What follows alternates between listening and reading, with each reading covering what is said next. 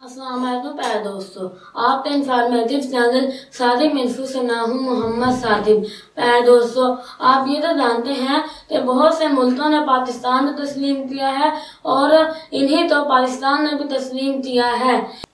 जिन मुल्कों ने पाकिस्तान को तस्लीम किया है उन शहरों में पाकिस्तान की एम्बेसी और सिफारत खाने हैं, और जिन मुल्कों को पाकिस्तान ने तस्लीम किया है इस शहरों में इसकी एम्बेसी और सिफारत खाने हैं। लेकिन प्यारे दोस्तों, क्या आप जानते हैं कि ऐसा कौन सा मुल्क है जिसको ना ही पाकिस्तान ने तस्लीम किया है और ना ही इस मुल्क ने?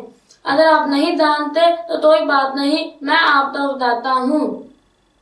वो मुल्क इसराइल है जिसको ना ही पाकिस्तान ने कबूल किया है, यानी ना पाकिस्तान में इसराइल का कोई सिफारत खाना है और ना ही इसराइल में कोई पाकिस्तानी सिफारत खाना है।